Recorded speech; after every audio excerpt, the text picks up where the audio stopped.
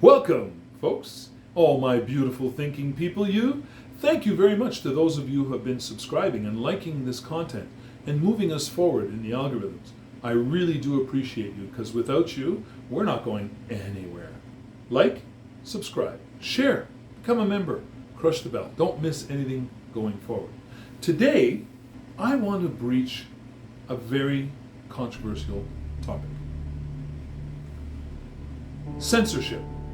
Who would have believed that in 2022 we'd be discussing censorship?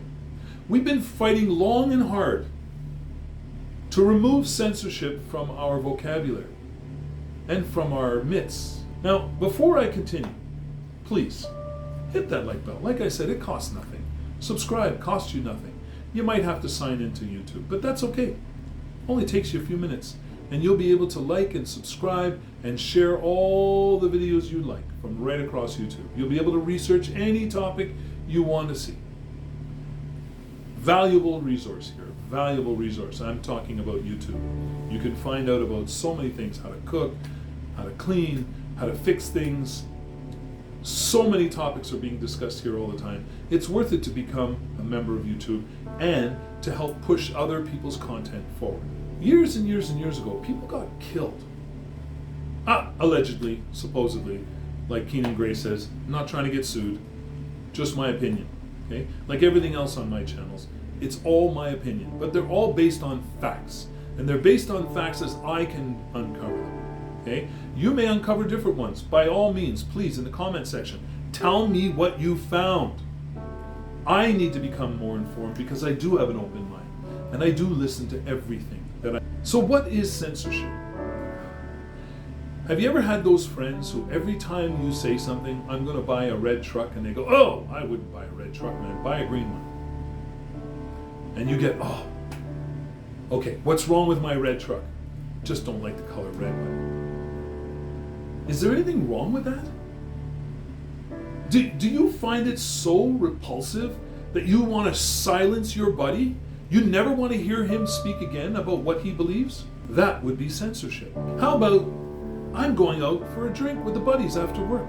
You get home, and your wife says, if you ever do that again, I will have everything you own in my bank account, and you will be nothing. That's censorship. You're like, well, but doesn't censorship only refer to words coming out of somebody's mouth? No, words are just ideas. They're ideas being expressed. Words mean nothing without you putting weight behind them. So, if I'm threatening you to stop you from going out for a beer, that's censorship. Now, it could be willing censorship. You could say, well, you know what? I kind of like that because I'd like to save the money, and then I have an excuse to tell my buddies that, sorry guys, I can't go out with you this week. Okay, well, it's still censorship, but you're willing to accept it, right? When censorship takes all your rights away, and you no longer have the right to question anything, do you think maybe then it's about time to start opposing censorship? When you can no longer express any idea in your household, in your job, with your family, amongst your friends, do you think it's time for you to stand up and say, guys, family, employer, government, enough is enough is enough. I'm sick and tired of your censorship. That goes in every sector of your life. Censorship. How about I tell you, I need you to balance on the edge of this bridge, and I need you to stay there long enough for me to get in a good position to take a picture of that mountain behind you. And I want to get the lake in, so it might take me a while to adjust the frame. You go, Clyde, wait a second. I go, I don't want to hear any argument. You just stay there and wait for me to take the...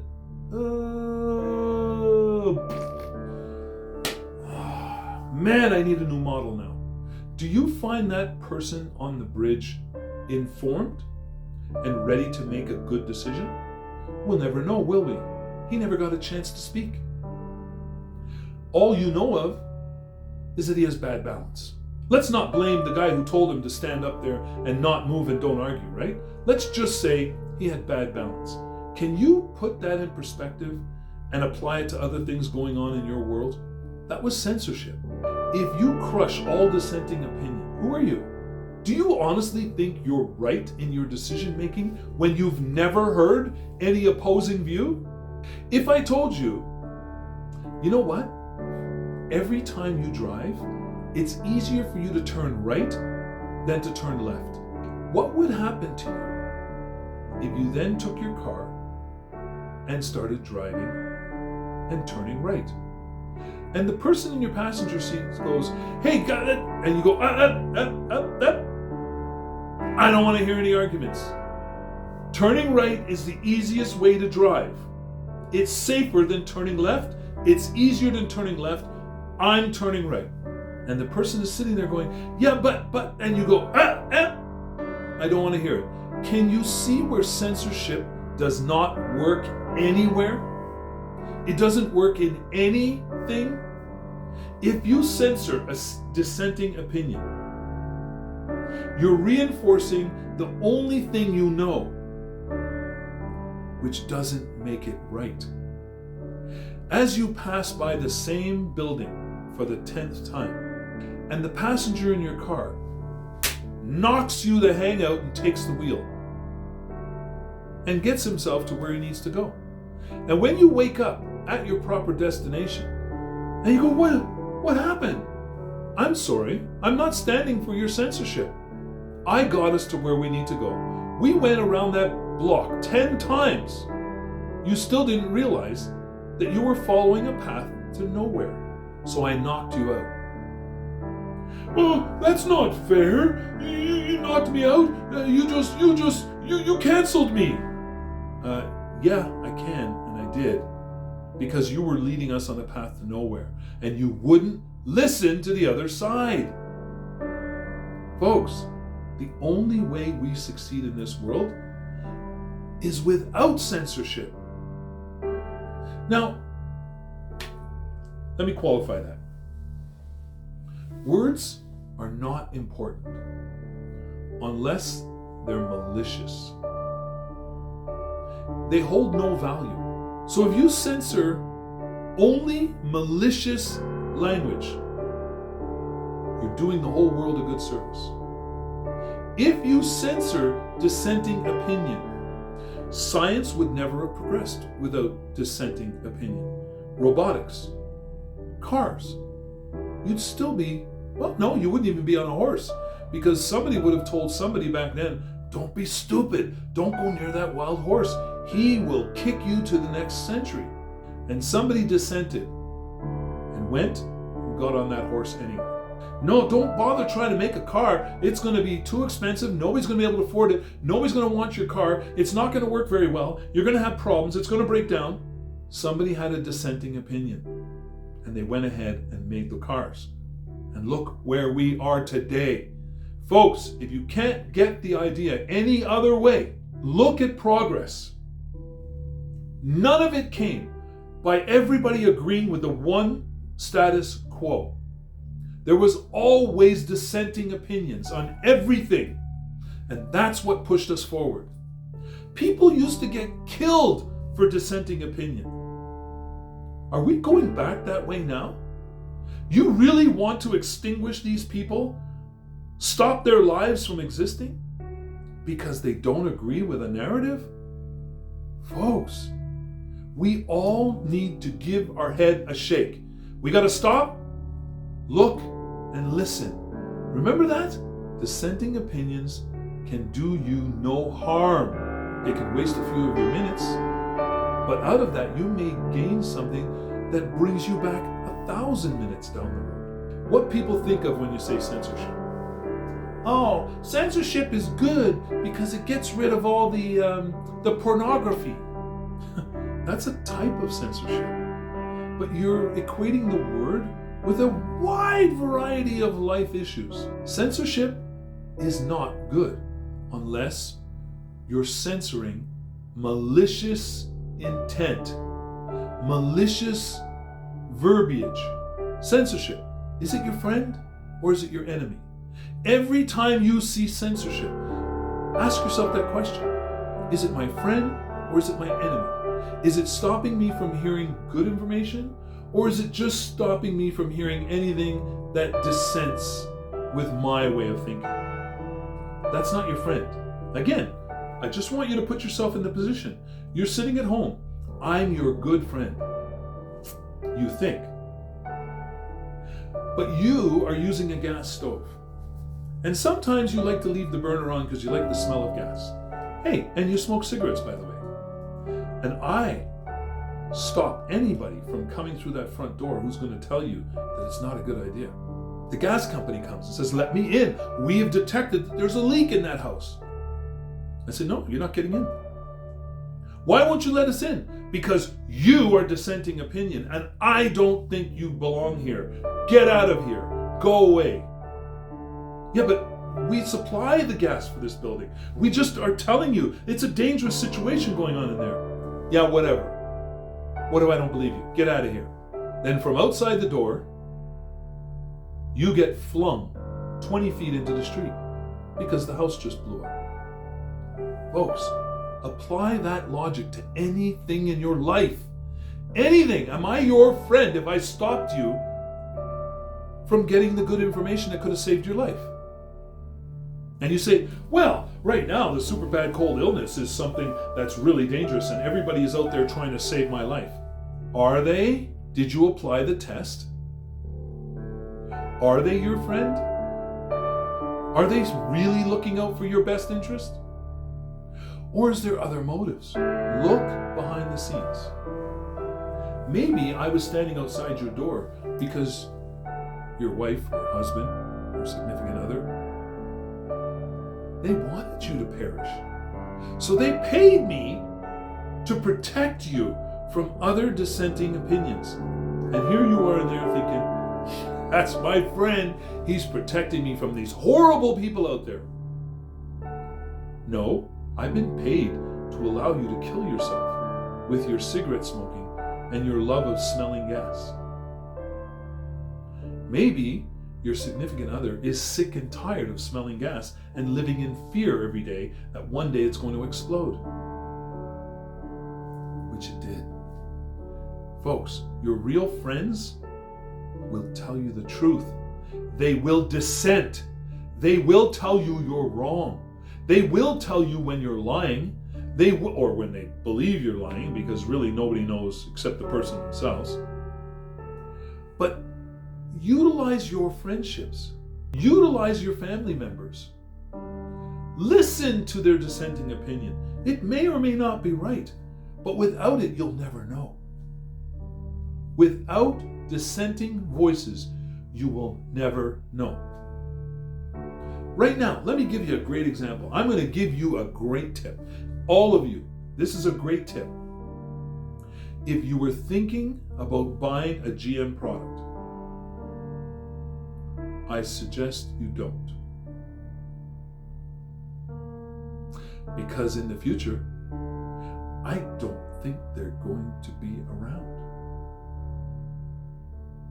And at the very least, they will not be supporting all these passé models that they have been creating for years. The value of your passé model is going to disappear. Unlike years and years ago when you kept a gasoline vehicle from like 1940s or 30s or 50s or whatever, they've increased in value greatly. Now, we're looking at a different period where eventually the only place they're going to hold value is going to be a museum. They'll probably get to a point where it will be forbidden to even start them. It'll be like collecting guns. You know how they made you remove the firing pin and all that stuff so that they could never fire? Well, when it comes to these museum pieces, they may have you remove the fuel system so it will never spark up again and pollute the environment. If that happens, which I believe it will, I'm giving you great advice right now. Do not buy another GM product. Now, you heard my inflection there was on the gasoline-powered vehicles, right? Does that mean that I'm saying all gasoline-powered vehicles, it would be worthless to buy them? I'd say no, that's not what I'm saying. What I'm saying is there are some other companies that are going to survive this next period, in which case if you did buy their vehicle, you'll still be able to service it, you'll still be able to get parts for it, and you'll still be able to get gas for it. What I'm telling you is, don't buy a GM product. Do I hate GM? Heck no! One of my favorite cars, Camaro, always has been since I was a kid. Grand National, since young. I love the look at the newer Corvettes. Couldn't fit in them, but I love the look of them. I'm a fan of GMs, but I'm also a fan of the details. The debt load. The problem in conversion. They want to have 50 models of electric vehicles in the next while. I'm sorry, it's not going to happen. So, I'm not trying to censor you. I'm giving you good advice. Based on the fact that censorship tells you GM's the leader in electrification of the automobile industry. That's censorship talking. Because if they go in reality, they'd have to say, Tesla is the #1 contributor to the electrification of the automobile industry.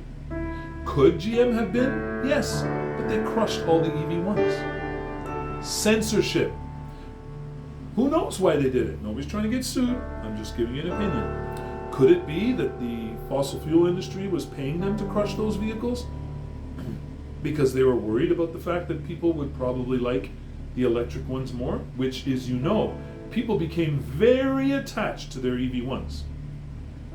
They offered mega amounts of money to keep their vehicle, even though there was no charging infrastructure to speak of. Anyway, as you can see, everything that I'm talking about requires a lack of censorship for people to be fully and properly informed. When you hear GM saying that they're going to do that, I let them speak. I don't censor them, but then I'll give you the facts. With the debt load that they have and the difficulty they're going to have ramping up all these different models and the problems they're going to run into along the way, the warranty issues, the things that aren't going to work well, which we know everybody's suffering software like crazy. You'll see. My prediction is right. In order for them to make the transition to renewable energy vehicles, the cost is going to be astronomical when they're already deeply in debt. Guess who's going to pay their debt? You. If they get bailed out, if they get enough billions and billions and billions of dollars to be able to make the transition, who's paying that? Where's the money coming from? You think it's coming from your government? No, it came from your pockets.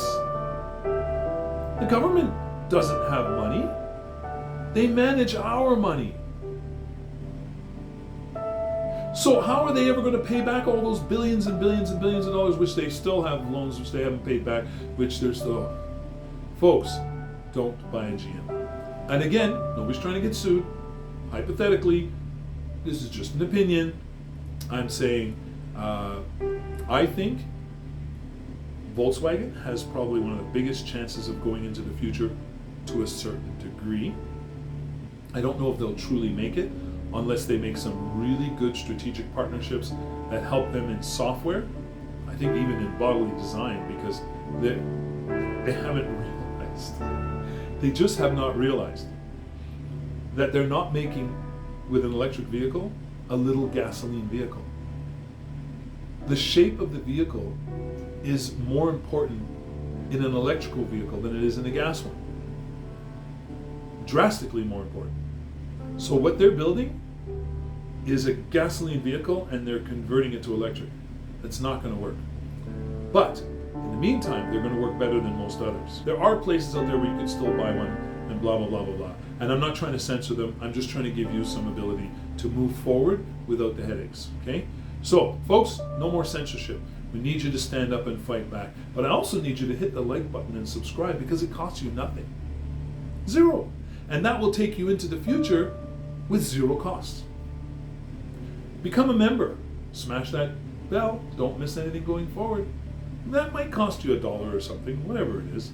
No big deal. But if you can't afford it, don't become a member. But please do like, subscribe, and move us into the future. And remember this. Stay safe. Stay healthy. And beyond all else, stay as happy, loving, compassionate, and understanding as humanly possible.